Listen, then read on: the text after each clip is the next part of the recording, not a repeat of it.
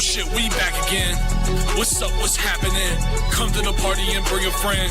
Fuck it, I'm bringing 10. Ooh, trying to chat a 10. Big boy trying to chat a 10. She said I was catchy. I said, yo, tap him in. Touchdown. Double cup, wow, I stuck smile when I puff loud. I touch clouds, catch a touchdown to my mind now, cause I'm zoned out. On a porch couch in the iCloud. 2 coughs and I'm back now. 2 coughs and I'm packed out. Somebody give me a drink before I gotta sit down. I'm making hits now with a smooth style. What's up, everybody? It's your boy, Riley Puddin Peters, coming to you live with the doctor, defensive backs quality control coach, Preston Rowe. This is the Trash Talk Tailgate, and we are here on Tuesday. All the NFL games are done. I mean, there's all kinds of football news swirling in the air right now. Obviously, on Sunday, we had the CFP playoff bracket reveal, and there's been all kinds of talk about that ever since. The conversation hasn't stopped on that. Obviously, we have NFL games to talk about. We're going to get to it all. How you feeling, Dr. Preston, this football weekend? It was a crazy weekend. Personally, I'm not feeling great, but we're going to gut it out for the TTT. Absolutely. All right. Before we get started on the NFL, though, I would like to say something regarding the college football playoff selection bracket and committee. So, Riley, I don't know if you saw this, but there was one team in particular that literally pulled an Eric Cartman and took their ball and went home. Yeah. Yep. And that would be the Notre Dame Fighting Irish. And here's what I'll say to that, because they keep on saying, oh, we're really upset that the ACC didn't vouch for us, and the ACC was fighting for Miami to get in over us. First of all, you are not a full-time member of the ACC. You are a scheduling partner with the ACC. You schedule 5 typically terrible ACC teams every single year, to help build out your independent schedule, because you love to be independent. But you really expect the ACC to fight for you when you won't join them. Yeah. Over Miami, who beat you head to head. And is one of their one of their staple schools. One of the Miami is a full-time member, and Miami has won national championship. I was going to say, not just a full-time member, one of the full-time members of the ACC. Yes, they have won national championships.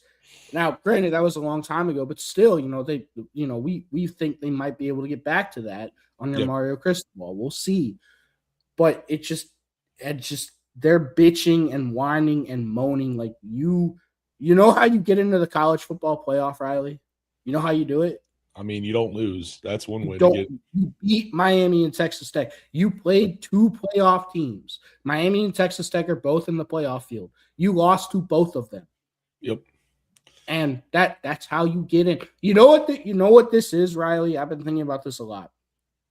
You know the insanity of Notre Dame bitching and whining and moaning right now? Yep. It's like if you have a friend with benefits and she gets upset that she's not invited to Thanksgiving dinner. Yeah, I mean, that's fair, yeah. Or that you didn't advocate for her to show up to Thanksgiving dinner. Yes. Yeah. It's like, what? You my side. I ain't fighting for you. I don't want to go through that. No. That's a lot of effort. You're just on the side. Yeah, I mean, it's insane. Notre Dame, and obviously there's always a myriad of schools that make the decision to not play bowl games for this reason or that reason, But this Notre Dame is just butthurt. Yeah, this whole outcome is crazy because they had gotten a good bowl game that had been a competitive game that had probably been at a solid slot in the schedule. They'd have still made money. It was the Pop-Tarts Bowl against BYU. Yeah. That would have been a great game. I mean, now it's the Bugs versus BYU. So it is. That's a really good consolation prize, like for us, the people. But it's just, I don't know, man. Like Notre Dame, you don't want to watch like a live mascot get toasted after the game. Yeah, come on, dude. You don't want to go eat Pop-Tarts? You know how many Pop-Tarts you probably get for the Pop-Tarts Bowl? I bet there's so many Pop-Tarts. And it just, I understand their frustration with the committee itself because Miami should have never been ahead of Notre Dame to begin with. But what they did was they kept on saying, "Oh, well, Notre Dame is better than Miami, even though Miami beat them head to head." And then on the literally the only Sunday that matters, they flipped them when neither of them played a game. So I understand their frustration with that. They ultimately got the right team in, but their process of going about it was incredibly fucked up and stupid. Yeah. Well, I mean, because I think it's also, I think it's crazy making this just a Miami Notre Dame thing. I know it is, but there's like so many, like, I mean, everyone and their mom is still questioning Alabama getting in. They didn't drop it all despite being blown the fuck out. By getting their backs blown out on live television by Georgia, dog. I mean, seriously, the fact that Alabama didn't move at all is crazy when there are so many other SEC teams that have better records than them now. I mean, you know, I know we're not supposed to punish teams for playing in the college or the conference championships and whatever, but like, but BYU got punished. BYU got punished. Alabama was already on the line. They fucking skirted into their conference championship anyway, and they didn't get punished. Like, I don't know, man. Like, sometimes if you got into your conference championship on a prayer, I think if you lose it, it should probably be you should probably be punished. I think that's the thing. The reality that, you know, Alabama, it took a lot for them to even get into that position. But you know, the committee's always going to pick the teams they want to pick, and you know, it's always going to be. Remember when it was only 2 teams in the national championship? Remember all the vicious arguments for which 2 teams should be in the national championship? Remember there was only 4 teams. All the vicious argument. You know, this is going to happen no matter how big we make the playoff. So the bottom line is, if you're on the outside looking in, especially once we go, you know, now we're at 12. If you're on the outside looking in, you don't have a very good argument to be in. Win your games. That's the argument. Win your fucking games. It is hilarious, though, because now we're seeing other coaches call out Notre Dame. Like Eli Drinkwitz today said, oh, some teams say we'll play anytime, anywhere. I guess they don't actually mean that. Clark Lee at Vanderbilt. Vanderbilt had a serious case to get in. I mean, that's another team I was thinking. Yeah, that's one of the teams that got fucked by them keeping Alabama where they kept them. And it's just Clark Lee, the head coach at Vanderbilt, said, you know, we never had any thoughts about opting out or not playing the bowl game because we love playing football here. Yeah. I don't know, man. Marcus Freeman, I really like Marcus Freeman a lot, but this is incredibly bitch made.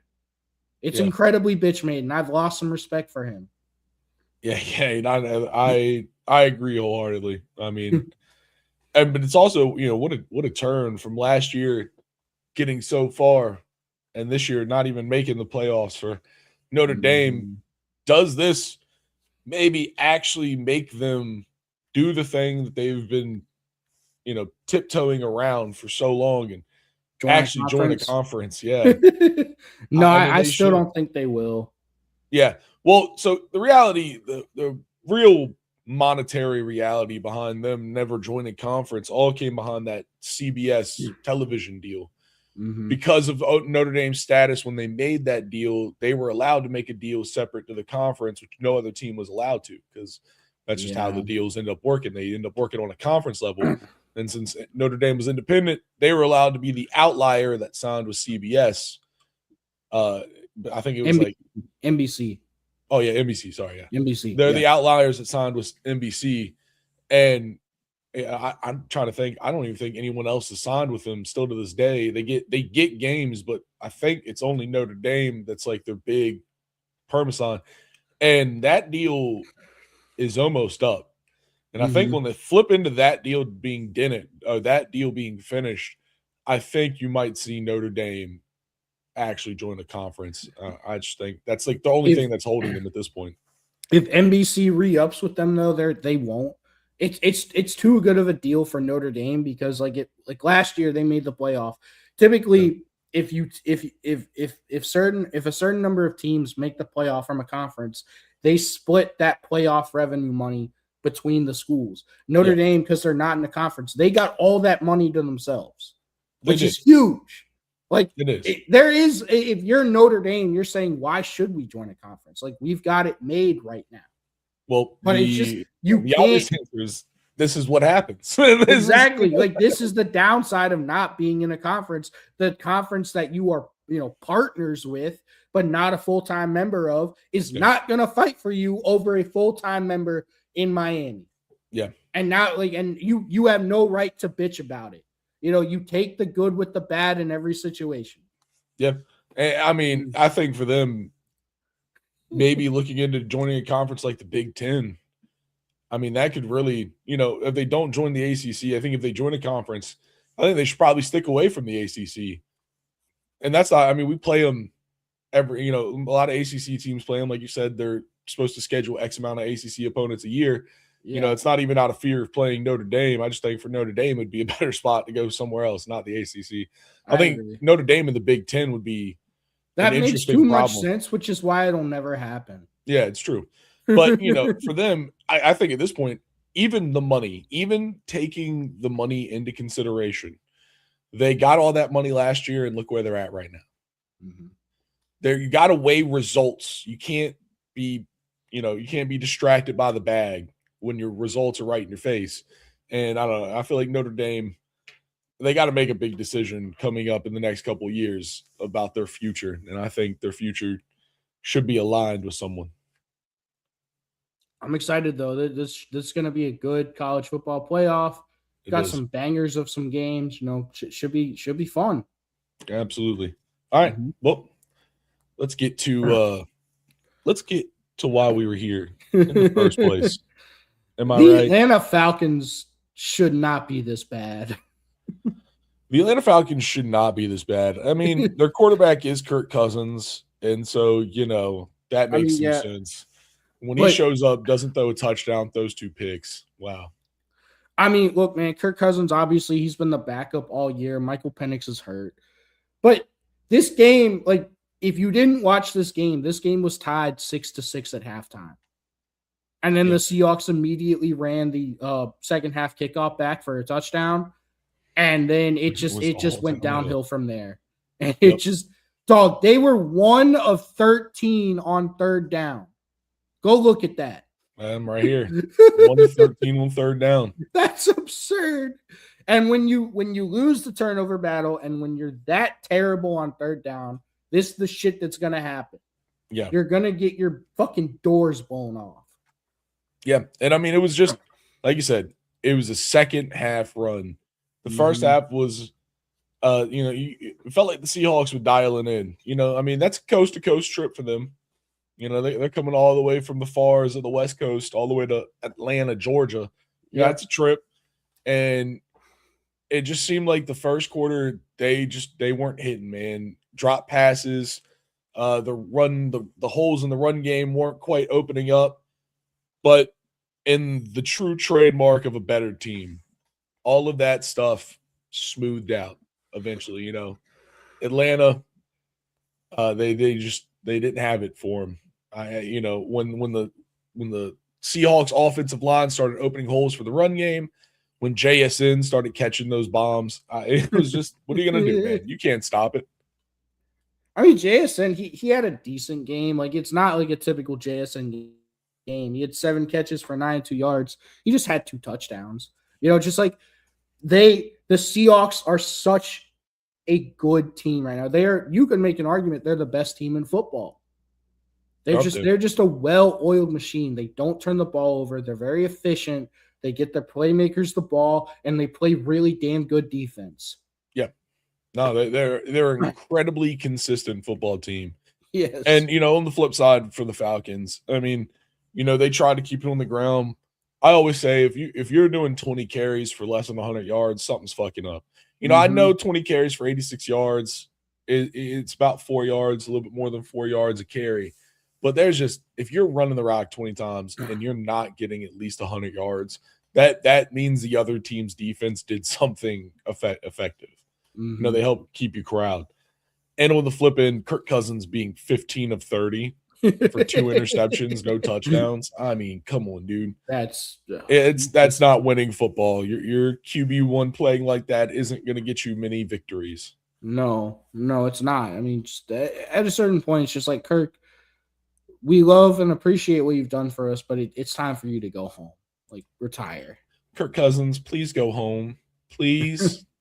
We don't want to smell you no more. No. That's it, dude. 37-9 with a 31-point second half from the Seahawks. That's absurd. And that's a victory for them. They moved to 10-3, 6-1 on the road, which is kind of crazy considering their prominence at home. Mm-hmm. And I feel like the NFC West is going to continue to be just one of the best conferences this year as they prepare to beat the shit out of each other at the end of the year. Yeah. All right. Moving on to a snowpocalypse game. Oh, A true snowmageddon. The Bengals versus the Bills.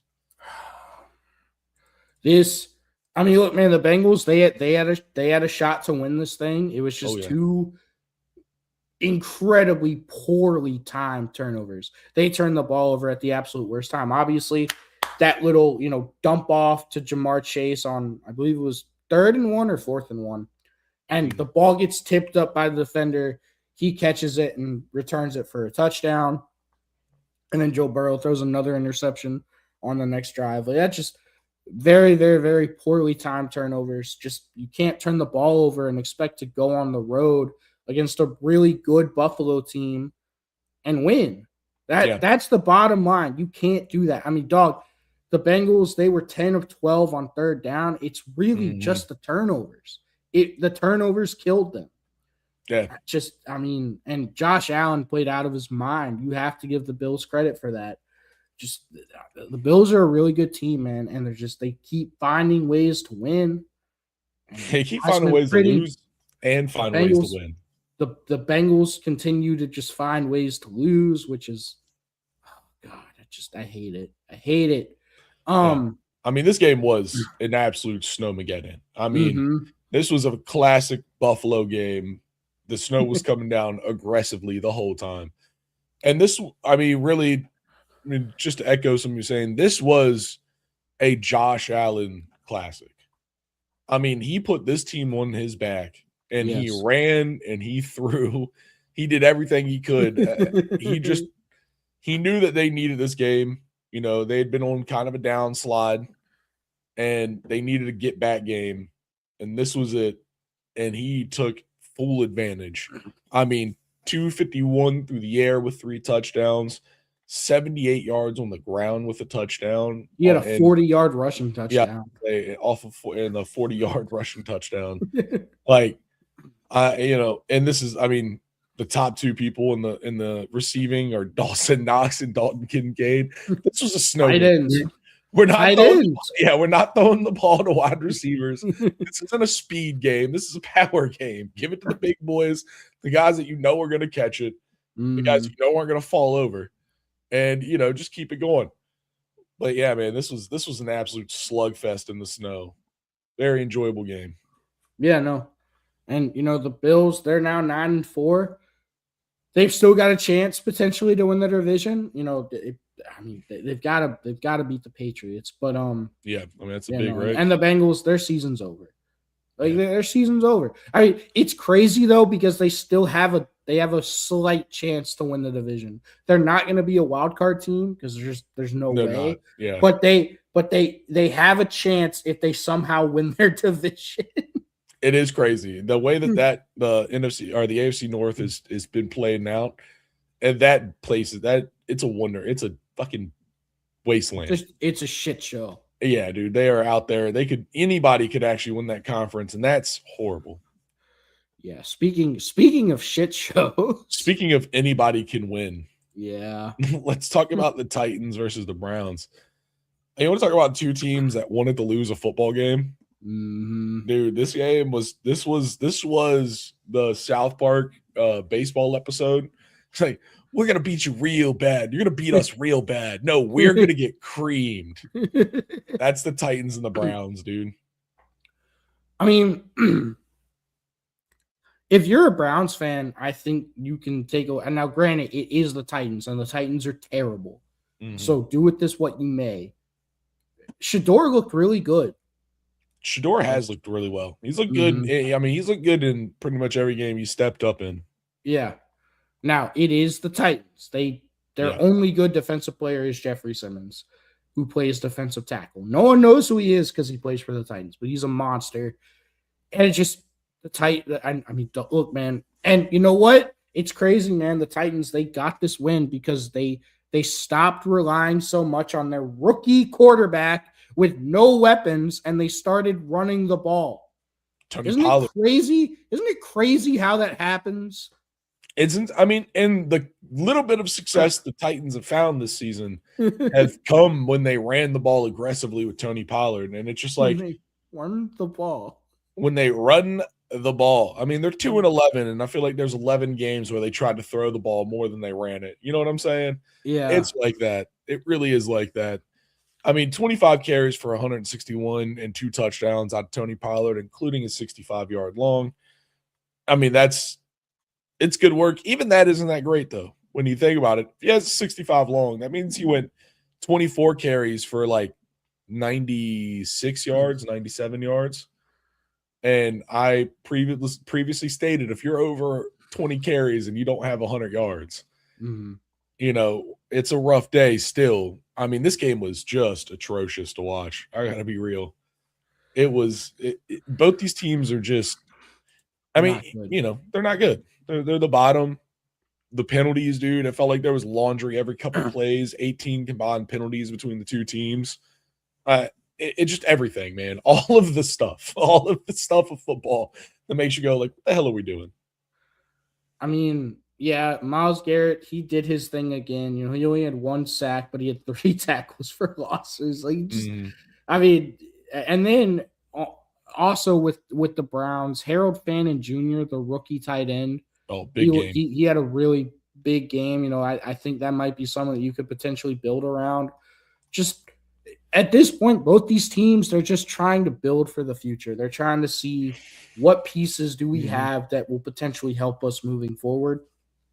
And that's all you can do at this point in the season. I mean, you're 2-11 and 3-10 respectively. So yeah, both these teams are ass. They're very ass. And I think for the Browns, you know, them finding some energy with Shador is probably the best thing they could ask for. I will say this. I have a friend who's a Titans fan. Shout out to Nick. I love you. Oh shit.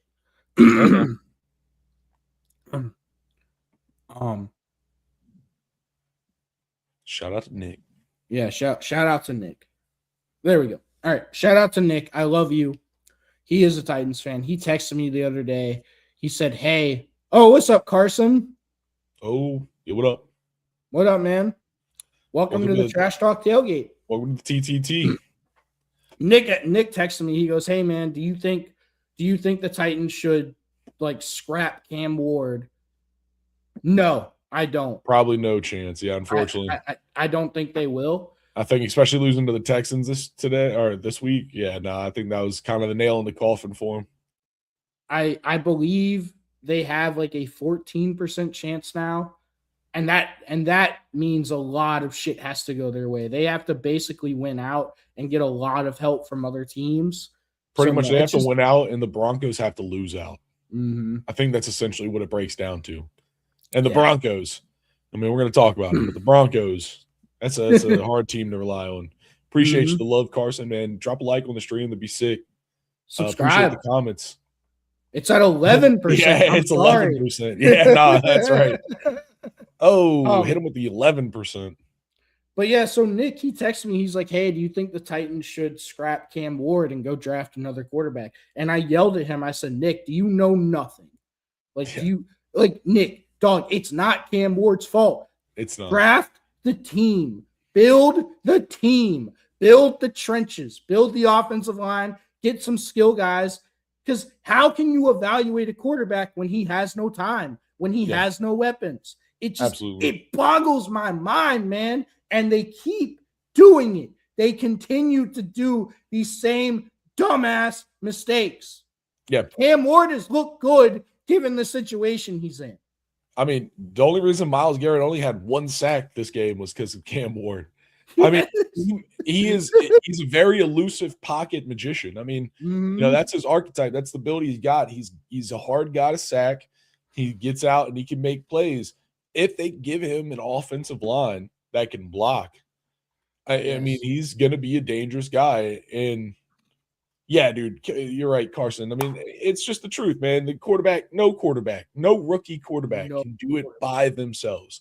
The only time you've ever seen a rookie quarterback be successful, he's had a goddamn team with him, And I think, that's the thing here. And there's a very good class of offensive linemen coming in this. I feel like I've been saying that for the past few years, and it's just true.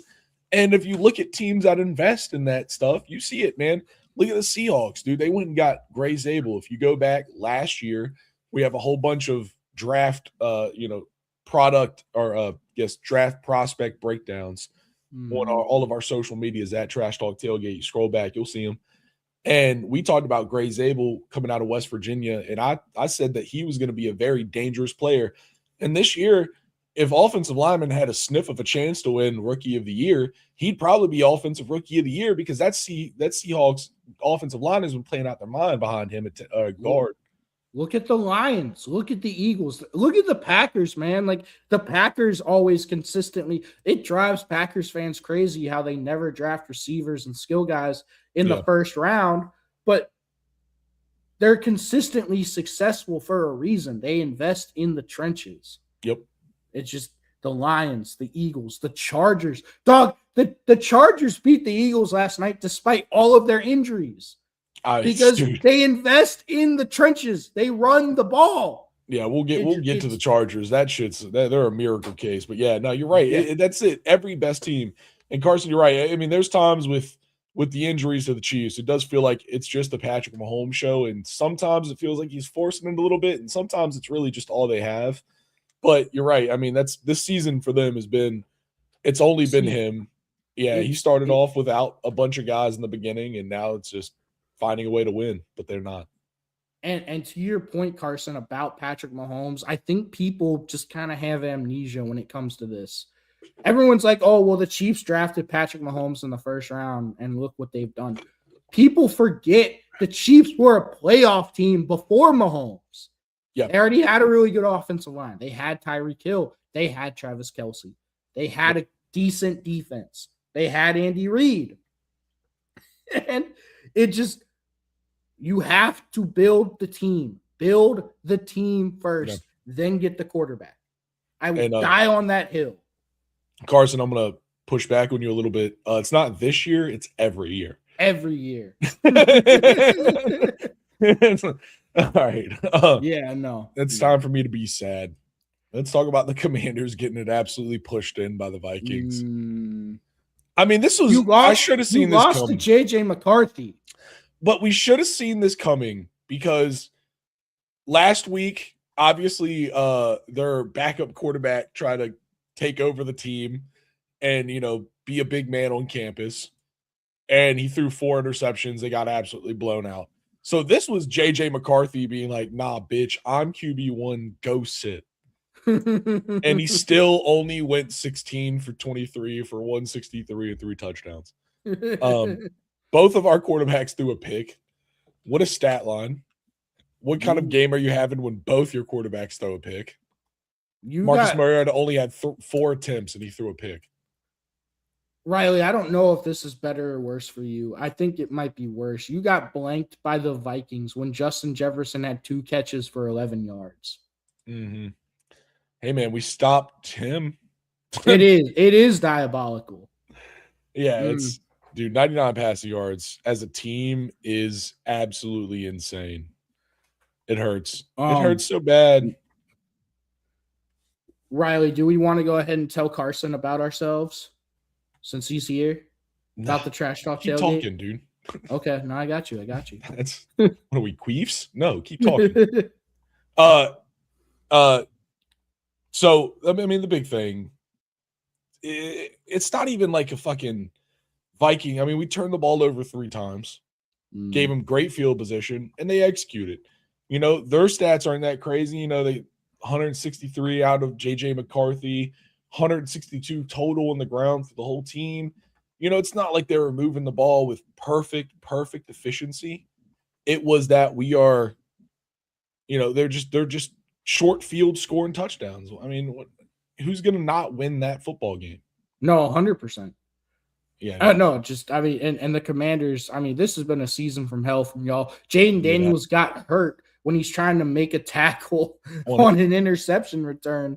Yeah. It just, and Carson, I'm a man of the people, so I am going to tell you about us. And I am a former Division I college football coach. I've coached at a few different schools. I've worked my way up the coaching ladder, and we love to talk ball. Riley's a former Division I prospect as a recruit. Right. I mean, I don't know if you could tell, but he's a big, ugly bastard. He's an offensive lineman. We love our bubs here. Big, ugly bastards. That is how you win football games. And together, we are the Trash Talk Tailgate, and we have the best football analysis anywhere. So we appreciate you, man. Yeah, thanks for joining us. Keep tuning in, man. Mm-hmm. But yeah, man. I mean, there's not much to say about this game besides that.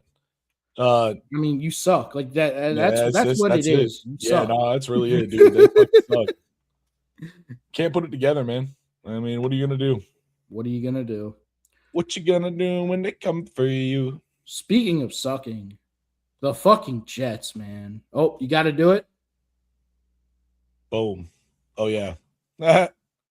We do got to do it. We do got to do it. With the Jets today, apparently it wasn't cold enough. They didn't make it colder. They didn't make it cold enough. Hell yeah. Carson, that's really cool. I'm gonna go check that out. Definitely check it out, dude. Loving the Edits channel. Loving the Edits channel. Yeah. That's really Give me the flash. Yep. All right. Boom. All right. Dog, the Jets, I mean, they had fucking Brady Cook. They had Brady Cook playing. I mean, they had 2 quarterbacks, 3 interceptions between the 2 quarterbacks. It's absurd. Tyrod threw 4 passes and also threw a pick. God damn, dude. Yeah, I know. What a game. I'm not even picking on him. That's just the kind of game you're dealing with. And Miami, on the other hand, they have finally decided to not kill Tua. And I'm proud of them. Yeah, they decided they want to run the ball. Run the ball. I mean, and they found the effective dose for them. They found their Sonic and Knuckles. Jalen Wright is the guy that can tote the ball 24 times in a game, like he did this game. And on the other side, Devon A-Chain, when he gets the ball, I mean, he only touched it 7 times and he went for 92 yards. That's all you got to say about that. You could argue he's the most explosive player in the NFL. He's one. I mean, he is definitely on the top list. Top 5 most explosive players in the NFL. He is so fast, and he can truly he's one of those running backs where he's just small enough. He's big enough to where he doesn't get injured, but he's small enough to where he can do the very classic hide behind the big guys, pop out, and he's gone. Carson gets it, man. We're going to talk about the Bears. I have very strong feelings about the Bears, but yeah. Riley, would you say he's so fast he makes fast people look not fast? He is so fast he makes fast people look not fast. It is. I mean, dude, that touchdown run he had where he burned it to the end zone was absolutely insane. And the Dolphins are a win by committee kind of team, dude.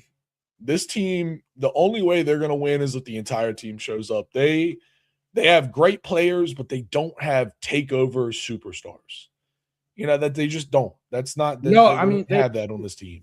Tyreek Hill has lost a step. Jalen Waddle. He's been out. He's lost a step. Leg. Much.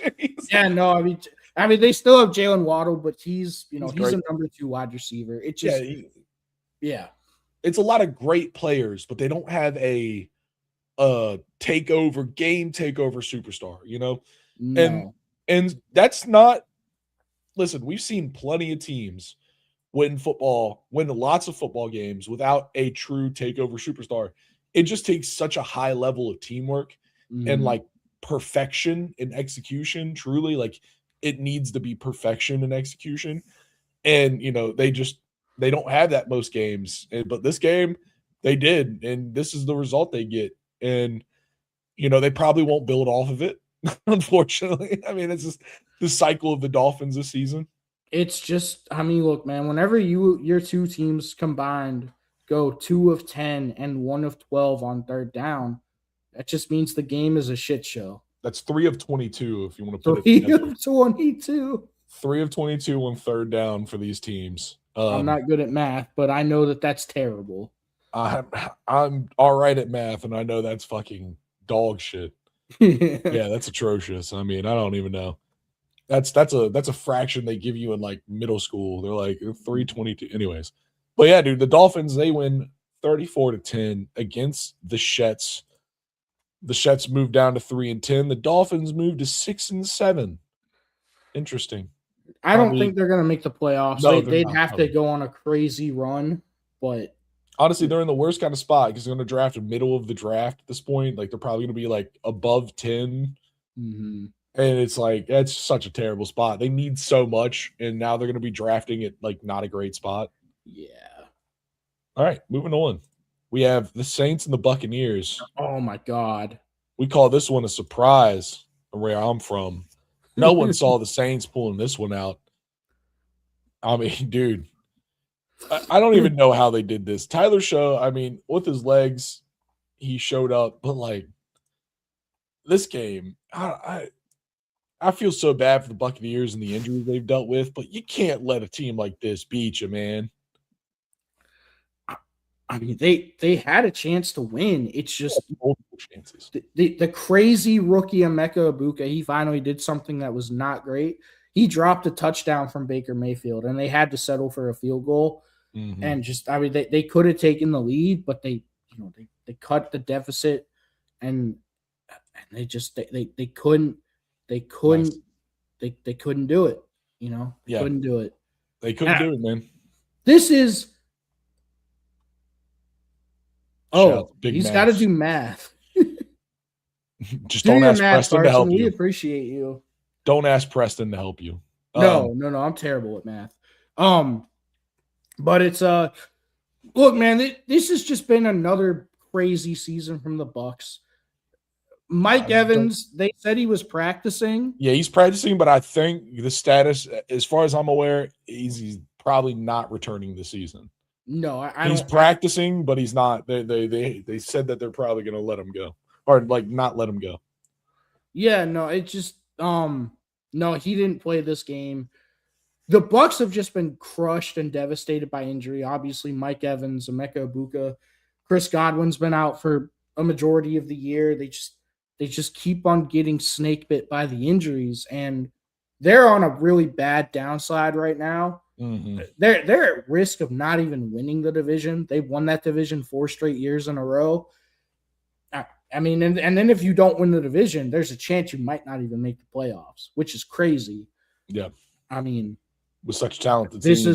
This was a game that you had to win at home, and you didn't do it. Baker Mayfield didn't play well, man. He didn't. Like, I love Baker, but he did not play well. This one, something just felt off, man. Something felt off in that team. And, that happens, man. Teams can have – this is a bad slide. Mm-hmm. And they've got to get whatever it is, whatever dark voodoo is haunting them, they've got to get it in check because it's playoff time, dude. Playoffs incoming. You got to be focused. You got to get all that stuff tuned in. And they need to win out to even pretty much have a chance. They've lost 4 of their last 5. Yeah, it's not that's not a great crazy. slide. And they're pretty much finishing in conference aside from one matchup with the Dolphins. But, they go Falcons at home, at Panthers, out Dolphins, finish with Panthers at home. All of those games they have to win. Yeah. The good news is that they get the Panthers twice. So if they sweep the Panthers, they will win the division. But I think if they split with the Panthers, I think the Panthers might win. Yeah. Because the Panthers have beaten everyone. As far as I think the Panthers have beaten everyone else. Ooh, so Riley, you want to answer Carson's question? Oh. Oh yeah, I mean, I'm unfortunately a Commanders fan in the NFL. Yeah, I so that's sad. I I don't have an NFL team per se. I'm more of a college football fan, hence why I got into coaching college football in the first place. Uh, but I have always been a diehard Virginia Tech football fan. I am a Yeah. Hokie for life, especially now because we got James Franklin. Very, very excited about that. Um, so yeah, I just what I do is I'm a college football fan. I see guys that I really like in college and I follow them and root for them in the NFL. That's what I do. I'm cheering for players. I do. I cheer for players, man. And obviously Virginia Tech. Players and Carson, who are you a fan of? Who are your teams? yeah, let us know your teams, man. Yeah. As you get on though, finish this one up 24-20. Oh, nice. Ooh. Oh, you're out of Utah. Okay. He's out of Utah. Let's go. I want to ask him, but no, I'm not gonna ask Nope. him. We got to move on though. We have another. Carson, do you think BYU should have been in the playoff? Yeah, I'm just curious. I bet you he does. Of course. I mean, they had a shot, dude. It's a real good chance. Now they get the Pop-Tarts Bowl, though. Pop-Tart Bowl is fan. The Pop-Tart Bowl is dope. I don't care what anyone says. Nice. You also like the Chiefs. I mean, listen, dude. The Chiefs are they got a pretty strong fan base in the middle of the country. They do, yeah. They've got very, obviously they're a Midwest team. A lot of bandwagons. Yeah, that's fair. BYU probably would lose. They probably would lose. They got smoked by Texas Tech twice. They would probably lose. But I mean, it would be cool to say that you were able to go. I mean, JMU, they're not going to beat Oregon, but they're still going. And Dude, that's really cool. Though? God, what if JMU beats Oregon? I can't help thinking about it. Crazy. I can't help thinking about JMU beating Oregon. Anyways, speaking of crazy teams beating crazy teams, let's talk about the Jaguars beating the Colts. I mean, Phillip Rivers' team just didn't show up this game, No. Like this team that Phillip Rivers built is, it just they didn't show up. They didn't show up. They did not show up. And if you're a Colts fan, this sucks. I mean, this genuinely sucks. Does it? Now they have Phillip Rivers. I don't know why this sucks so bad, dude. He's amazing. I mean, your starting quarterback tears his Achilles. I need to double check this. I need to double check this because not only did it tear his Achilles, he was playing on like a broken fibula, right? Mm-hmm. That was like right before this. He literally had been playing with a broken leg. Yeah, his fibula injury. He had a minor fracture in his fibula, so he's already playing injured. And yeah, dude, the Colts. Listen, dude, we've been worried about the Colts. I mean, the thing about the Colts is they have an excellent run game. Yes. Just that it only works if your quarterback doesn't shoot you in the foot the whole time. Yeah. And unfortunately for them, both their quarterbacks threw a pick. What is it with teams having two quarterbacks play, both of them throwing a pick? What the fuck is happening this week? I feel like I never see that, and I've seen it a bunch. But Jonathan Taylor, once he gets running, he's a freight train, and he's hard to stop. And that's everything that they have. That's it.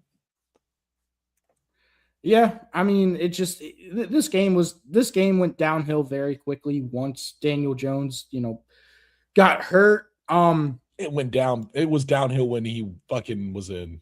Yeah, that's true. And then we saw a decent game from Trevor Lawrence. Decent's too harsh. He played well. I've always been kind of a Trevor skeptic, but he played well. You're just a hater. I'm not a hater. You don't like me being happy. No. I love you being happy, Riley. It's just no.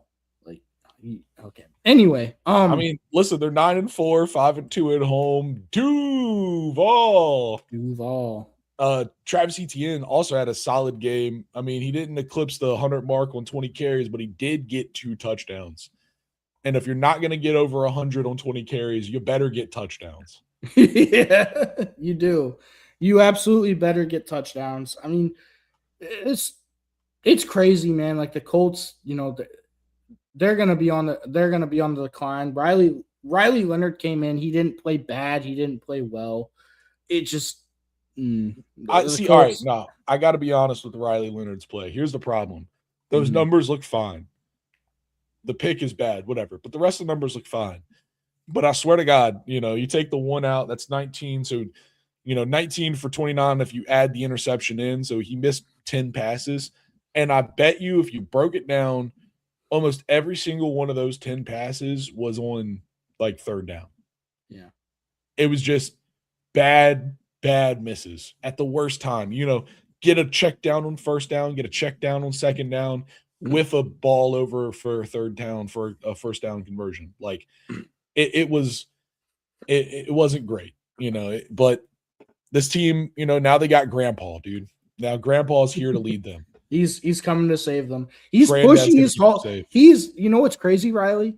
Because he's coming out of retirement, he's pushing his Hall of Fame candidacy back 5 years.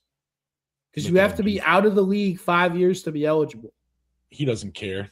He does not care. Look at him, dude. He just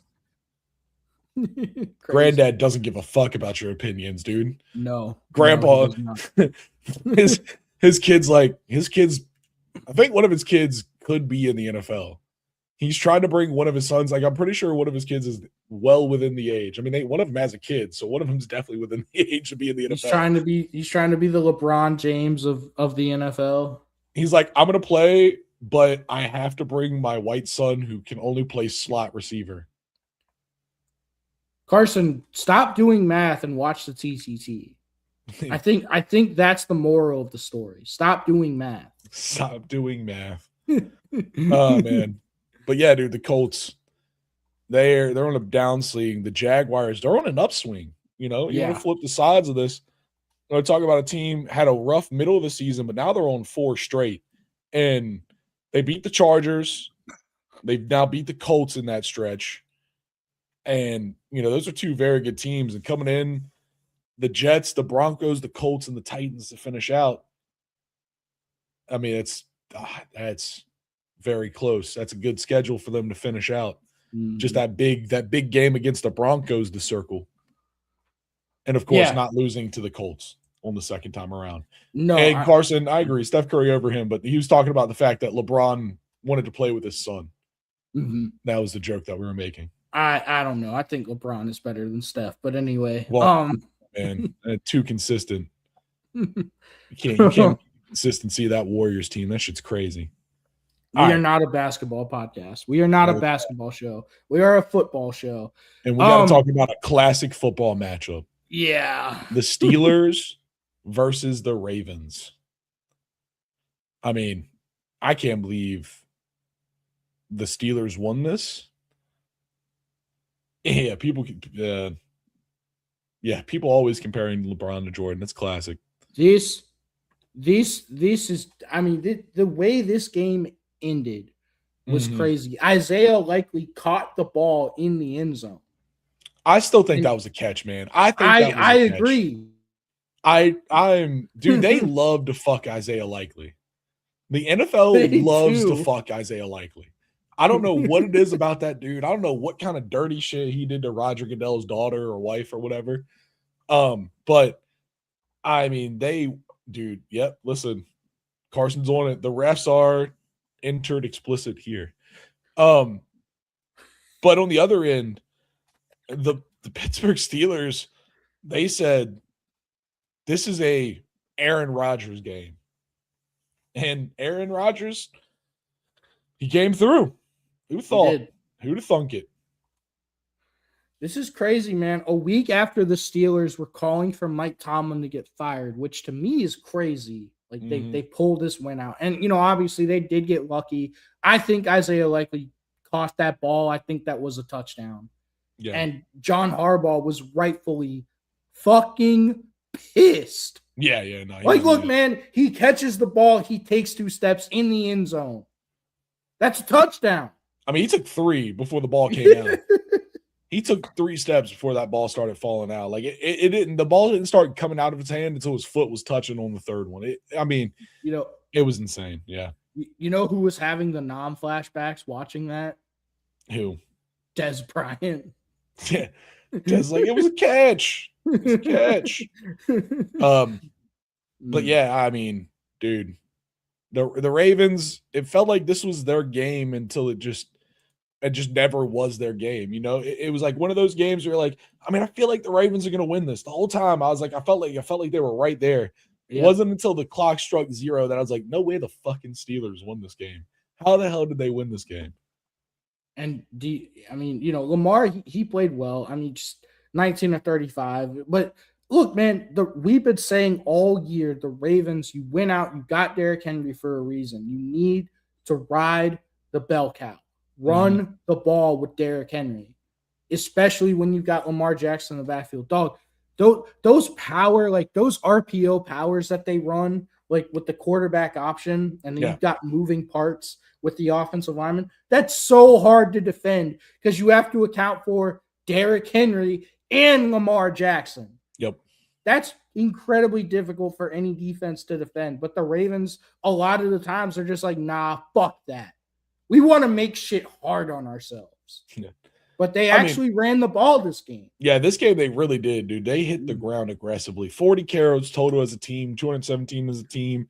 3 guys being Derrick Henry, Keaton Mitchell, and Lamar Jackson.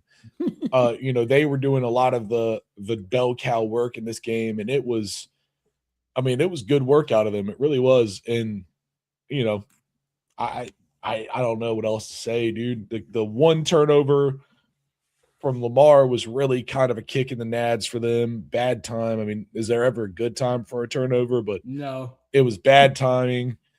And it just felt like they controlled this game until it came down to scoring. And once they were, down there in the end, obviously we talked, the Isaiah likely, is it a catch? Is it not a catch? That's going to be a big thing about this game forever.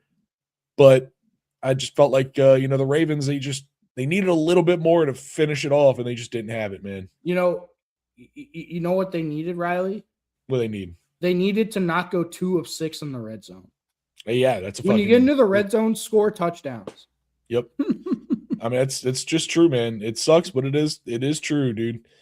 And they feel like they're a team that's early in the season still because of all the injuries. They still haven't worked out all of the kinks in the offense, and it sucks for them because those injuries were rough and they were extensive. I mean, they had an injury list that was an entire roster pretty much at some points. And, now they're trying to recover from it and they're trying to get back, but it's late in the season and they need to be playing the best football, and they just at times aren't. Riley, you know what's crazy? What? The Bengals are 4-9. Yeah. But they have the second best record in the division. Or no, they're tied for the best record in the division. Both the Steelers and the Bengals are 3-1 in the division. It's crazy. The Bengals have a real shot to win this thing. They're like, we can only beat AFC North teams. No one else. Yeah. They've won 4 games and 3 of them have been in the AFC North. Yes. It's ridiculous. All right. But the Steelers, they win 27-22. They beat the Ravens. And it's just makes more chaos in that AFC North. That's all it does. It's a crazy division. All right. Let's see. Now we get to talk about the Broncos. About the Broncos. We'll talk about the Broncos. I mean, this game on paper is a lot closer than I felt like it really was. I'll say that off the top. But the Raiders, they put up a fight. They definitely didn't just roll over and take it by any means. They put up a damn good fight, but this Broncos defense is all over the field, dude. I mean, they really are. They're everywhere. They get in the backfield. They're in the secondary. It's hard to stop them. That's what I was looking for. It's hard to do anything against them. Yeah. I mean, they'll keep you from running the ball. They'll keep you from throwing the ball. They'll keep you from feeling comfortable. I think that's the big thing about this team, right? You you never feel comfortable playing them. Yeah. It just The Raiders were 3 of 9 on third down, which, that's not a recipe for success. They couldn't run the ball. Ashton Genty averaged 3 yards a carry. That's not great. It's and then, I mean, the Broncos did a really good job of taking their best receiver out of the game, and Brock Bowers. He only had 4 catches for 46 yards. It's just like the Broncos do such a great job of taking away your best options on offense and making other guys beat you. Yeah. They say we don't think they can consistently beat us. This game has one of the most insane TOP splits, time of possession splits I've ever seen. 39 minutes to 20 minutes. That's crazy. That is a ridiculous time of possession split. And that's, I mean, in that, I think you find where I'm saying, like, this game, it just felt like it was the Broncos game. Mm-hmm. They were just moving the ball. It wasn't explosive. It was methodical. It was grinding. It was good football to watch, honestly. They controlled the game from the jump. Mm-hmm. And it's just, whenever you have that time of possession, difference in the game, your defense is well rested. They're on the bench. They're on the sidelines. And, they know that whenever they do get back on the field, they're not going to be on the field for very long because they're well rested and they make the plays and they get the stops and just they get the ball right back to your offense. It's a recipe for success, man. I'm not a huge Bo Nix guy, but they ask him to do just enough. Yeah, I mean, anyone can be any decent quarterback can be successful in the Sean Payton system, I think. Yes. Very old school West Coast. Mm-hmm. I mean, you got one read or a check down. Yeah. Hey, he's about 50% done with math. He's halfway there. Let's go. Better Proud at of you, math. Carson. Using percents. But the Broncos, they won this 24-17. They beat the Raiders. They're now 11-2. They're my pick for the best team with the worst quarterback. But I just think their team is too consistent as a whole. I don't know. I would put the Bears in that category as well. I mean, maybe. But the Bears lost to the Packers. Oh my God. Fucking whoop. I mean, okay. The NFC North this year is a frozen tundra wasteland of football. These teams, they play. Yeah, dude. He's excited, man. He's an excited guy. He gets so excited, dude. He's clapping for your math, dog. I mean, I clap a lot. We clap here on the TTT. Clap for him. Yeah, but the Packers, dude. I mean, this team is serious. They play a very hard brand of defense to move the ball against, especially once their defensive line gets in and starts really rocking, dude. Once they can shut down the run, it's so hard to throw against the cloud that they create. And then on the flip side, Jordan Love is, he's found himself into that Packers mold of backup quarterback turned, legit threat. And star. I think, I think this is the Packers. We talked about it with their bub development. Mm-hmm. I think their quarterback development is something that everyone should look at and everyone should understand. It's have a guy learn under a proven vet for more than just a year if you can. Mm-hmm. And then, let him go once the keys are ready and, once the car is all shined up and you're confident, then you can move on. And it makes them such an effective team. They're effective in the offseason when they get trades and deals because they'll just let a quarterback go, dude. They'll just let a Brett Favre, they'll just let an Aaron Rodgers into the market with no worry because of the way they develop quarterbacks. And because of their team and their organization and they're a well-run, well-built team. Yeah. It's crazy how the best organizations are are the most well-run organizations, and how poverty franchises continue to be poverty. It's true, man. But imagine, dude, I mean, this Packers team is one, Justin Jefferson, Jamar Chase caliber wide receiver away from being one of the hardest teams in the NFL to stop. I called it, man. I mean, when the Packers fans were so excited because they drafted Matthew Golden, a wide receiver, in the first round. Right. And I literally said, stop clapping. Stop. He wasn't the best receiver on his own team at Texas. Yeah. The fuck you think? What do you mean he's going to be a wide receiver number 1 in the NFL? That's insane. And Matthew Golden hasn't done shit all year. They drafted wide receiver 3. They have a bunch of wide receiver 2s and 3s. If they got a JJ or a Jamar Chase or a Puka Nacua or God, who else? Like a fucking Nico Collins, Jackson. Oh yeah, Scary Terry. Yeah. Like Neighbors. Someone that could just effective and deadly as a wide receiver. Mm-hmm. Any of them, dude. A DJ Moore. Bro, imagine DJ Moore with Jordan Love instead of Caleb Williams. Yeah. Yeah, it's fair, dude. I mean, we saw it in this game. I mean, yeah, it's yeah. This team, but they're still good. I mean, we're just talking like this is the woulda, coulda, shoulda of this team. With the team that they've produced. They run the ball very effectively. Josh Jordan Love is a monster. He is. I mean, that backfield is a two-headed Leviathan when it's heavy, or when it's healed and healthy.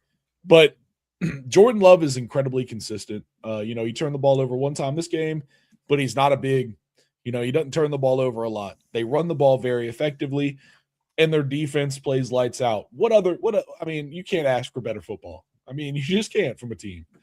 And the Bears have been doing a great job of running the ball. They've had multiple games this season with both their running backs over 100 yards. Yeah. And they keep both of them in check. Yeah. On 13 and 14 carries, respectively.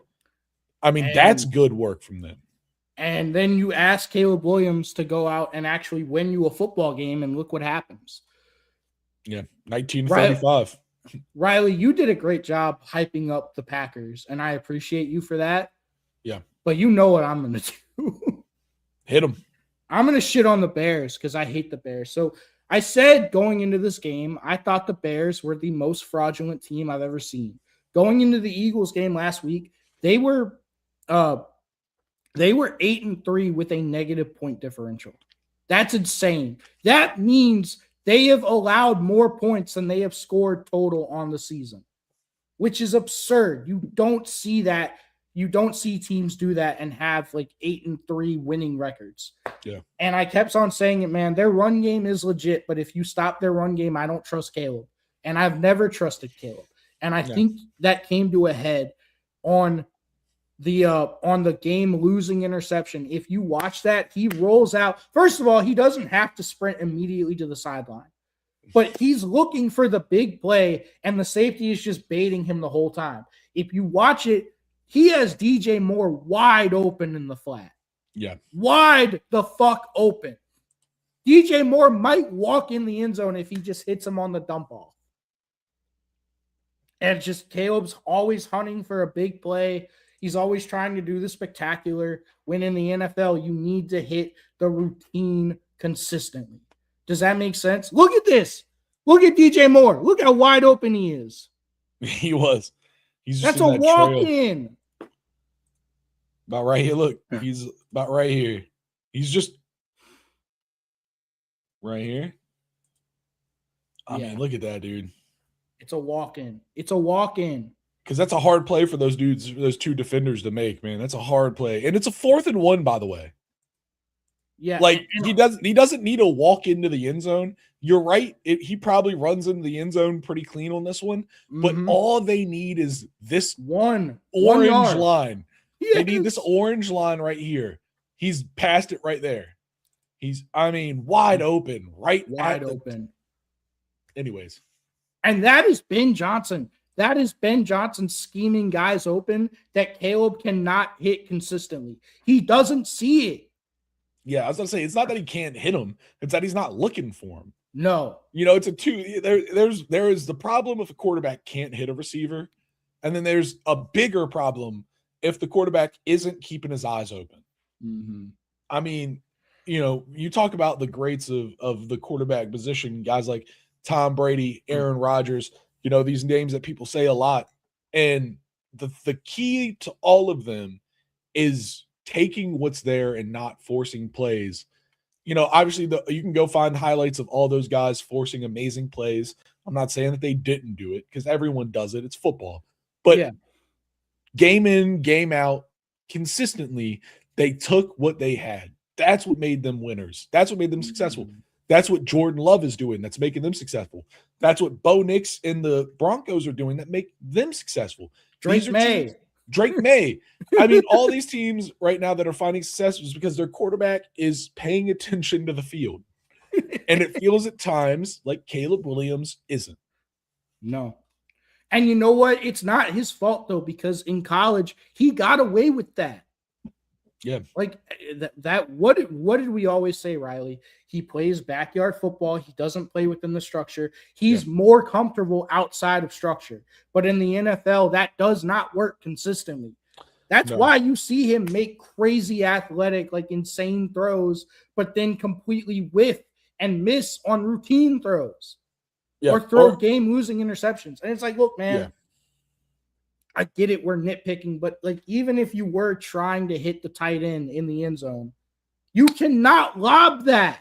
The safety's sitting right there. You have to throw that bitch right to the corner on a rope because the tight end is going to the corner. You can't lob it. He's going to high point it every time. A good safety's going to high point it every time. Yeah. Mm-hmm. And just it's crazy to watch a team. I mean, Brendan Johnson schemed a dude open on 4th and 1. He did. It was an easy throw. Yeah, I can't wait to see Caleb. I mean, Caleb Williams is an amazing athlete. I'm not trying to listen, dude, I'm sitting in a fucking chair. I'm not going to, the dude's an amazing athlete. Sometimes he loses his mind in the game of football. Like he loses his position, his spatial awareness, his understanding of the game. It's just gone. And I can't wait to watch him tear up the CFL in a couple of years. And I mean, look, man, we've seen this with DJ Moore before. Last year, DJ Moore was clearly not happy with Caleb because Caleb would not see him when he was wide open. And like DJ Moore was not happy after this game. Yeah. And the other thing is, Ben Johnson and Caleb Williams are a match made in heaven to me. Ben Johnson talked all this shit in his opening press conference talking about how it was a lot of fun to beat the Packers twice every single year and Matt LaFleur twice every year.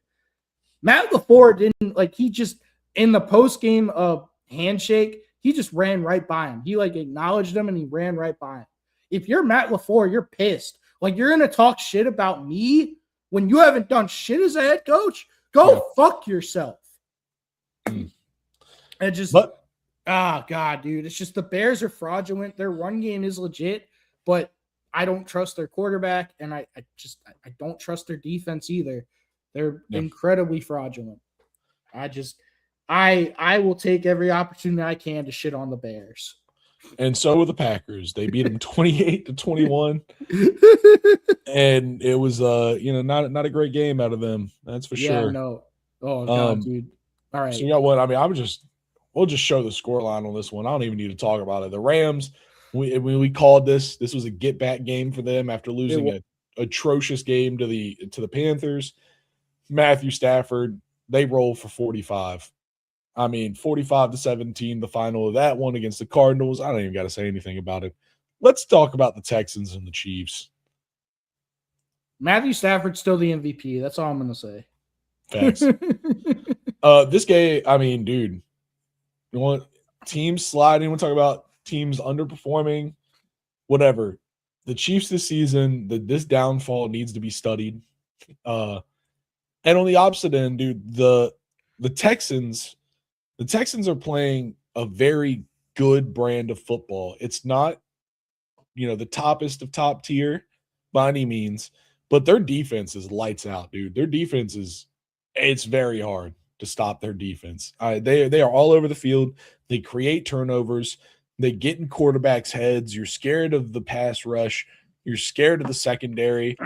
And in a game like this, they made, one of the better quarterbacks of this generation, Patrick Mahomes, turn it over 4 times, actually. I think he fumbled too.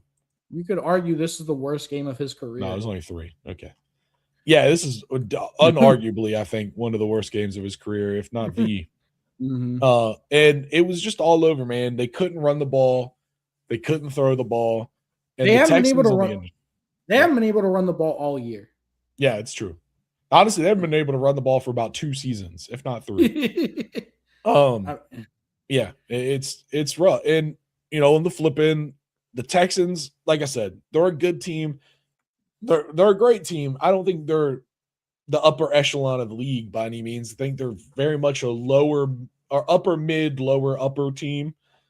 Their defenses, though. Their defense is terrifying. Legit. Yes. Their defense is a problem. and this team, I mean, they're an offensive line away. I talked about the Packers are 1-star wide receiver away from being one of the scariest teams in the NFL.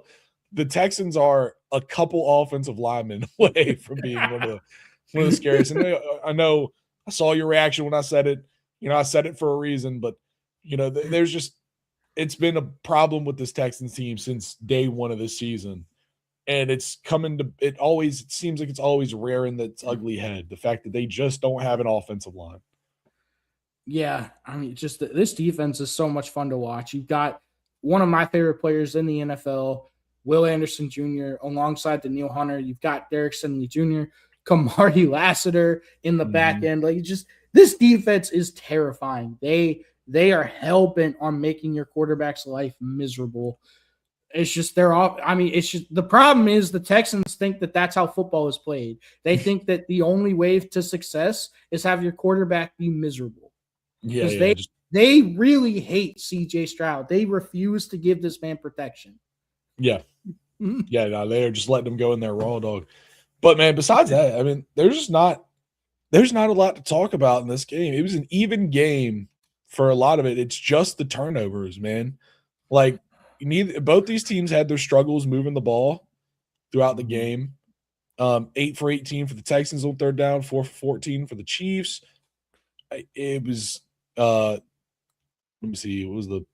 There's decent amount of penalties between the two teams. It's just so even. It just comes down to those 3 turnovers from Patrick Mahomes, man. Yeah, and you do that out of him a lot.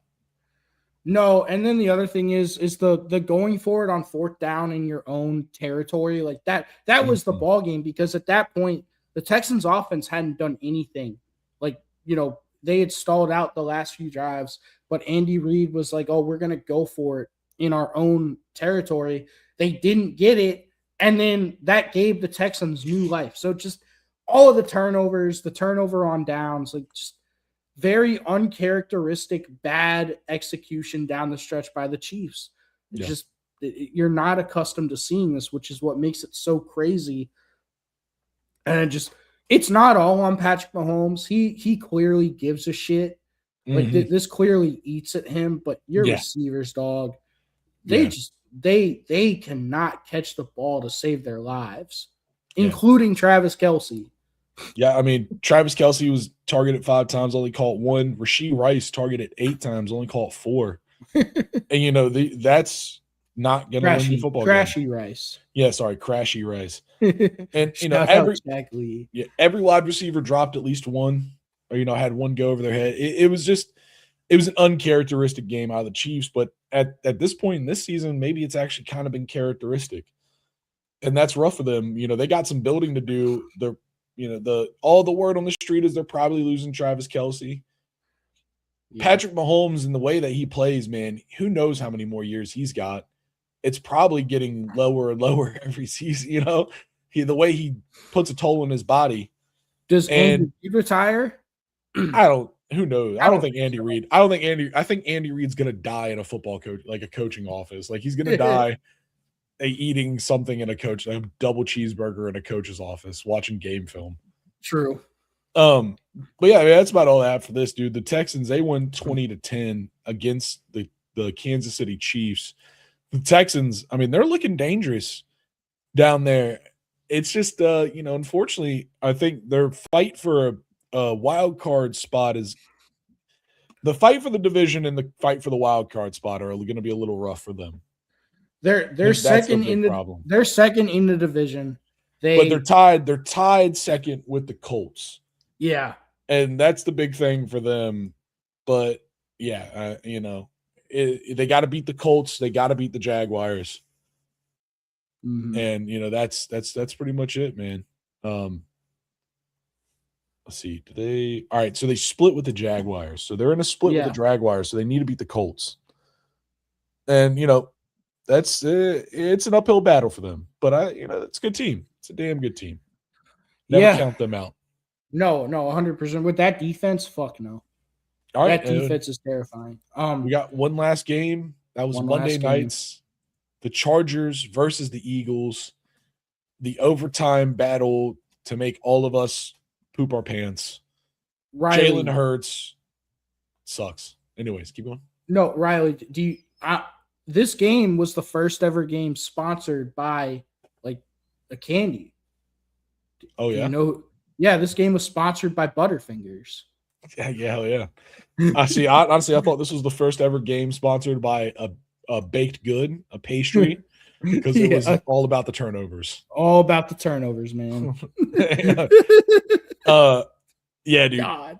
240 with 4 interceptions is such an insane stat line. Saquon, this game, dude, this game was so weird. This game was so fucking weird. 8 total turnovers. Yeah, 6 in the second, or it was the second quarter. It was like 6 in one quarter. One quarter they had 6. Yeah. It's just, this game was ridiculous. This game was so dumb. Just turnovers, man. They just and then even when they intercepted the ball, they couldn't hold on to the ball. Like there was one where the Chargers had a pick, the guy fumbled it, and then they were able to recover the fumble. This game was dumb. And you know what? It's just, if you turn the ball over 5 times and you're 0-2 in the red zone and 4 of 13 on third down, it's a miracle you even got this game to overtime. If you're the Eagles. Yeah. We just got to watch this. This is one of the most insane plays ever. 2 turnovers in one play. Look at this. Butterfingers, man. They couldn't hold on to the ball. Jalen Hurts throws a pick and then fumbles on the same play. What a play, dude. What a play for NFL history. Am I right? I know. Dude, the fumbling oh my God, the throwing the pick into fumbling the ball is one of the most diabolical things I think I've ever seen in a football field. They could not. I mean, shout out to the Chargers, man. They had a 38-minute time of possession. Yeah. They ran the ball. They ran the ball. That was their MO. We're going to run the ball. Yep. I'm going to give you a mix of backs. And then at the end, dude, Justin Herbert said, "This is my game and I'm winning this." Mm-hmm. That's it. I mean, that's Justin Herbert spent a whole game getting cracked. And at the end of this game, he said, "Nah, fuck this game. We are winning." And they did. You could also argue Jalen Hurts said the same thing. This is my game and I'm losing it. This is my loss and I want it now. Exactly. Yeah, no, for sure. But I mean, it's really not a lot. Dude, the Chargers defense, they played very good. They had a hard time keeping in Saquon, but this was Saquon's first big game. You felt like it was just energy for him. He just had pent up anger that he needed to release. And, he did some good work on the ground. But besides that, I mean, they allowed 240 yards in the air, but you got 4 picks. You can let those yards up if you're getting 4 picks. They're touchdowns. Yeah. I don't care how many yards you let up in the air if you get 4 picks. Let them throw it, dude. Let them have it. Yeah.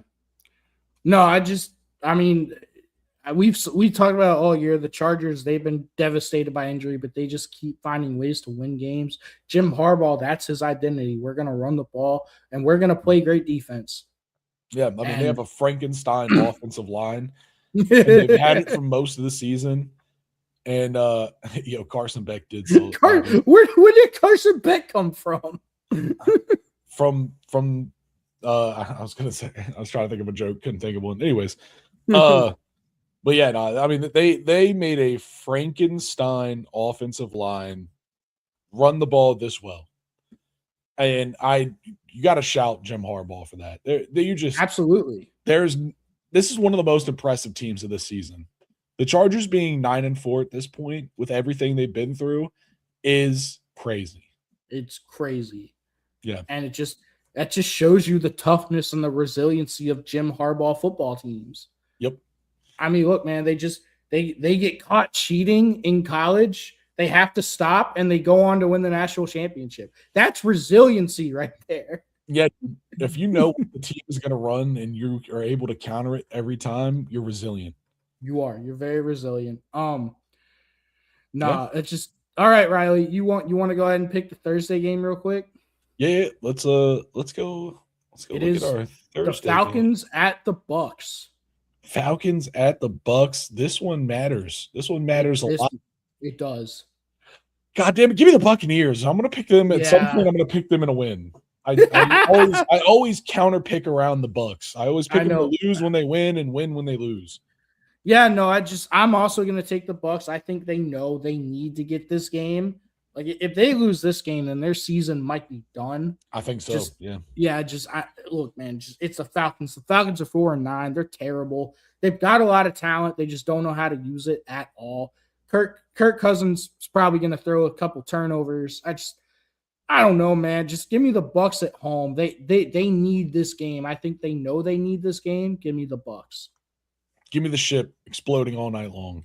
Absolutely. And give me all your likes, comments, and subscribes on this live Carson, stream, please. We appreciate you, man. Yeah, our next live stream was going to be Friday at 7:30 p.m., where we will do predictions and talk about some more football. And then on Sunday at 11:30 a.m. before the NFL games start. 11:30 a.m. Eastern Standard. All those are in Eastern Standard Time. 7:30 p.m. Eastern Standard. 11:30 a.m. Eastern Standard. We talk about the college football games and do some previewing of the NFL games of that day. So please keep tuning in. Ah, man, you didn't get to finish your math, dude. We can't clap for you again. I'm sorry, dude. Oh, okay. No more claps for you. Hey, Riley, put up the schedule. Where's the schedule? It's in the end. Okay, I got you. So please. Hell yeah. Keep liking, commenting, subscribing. Go find us at Trash Talk Tailgate on all social medias.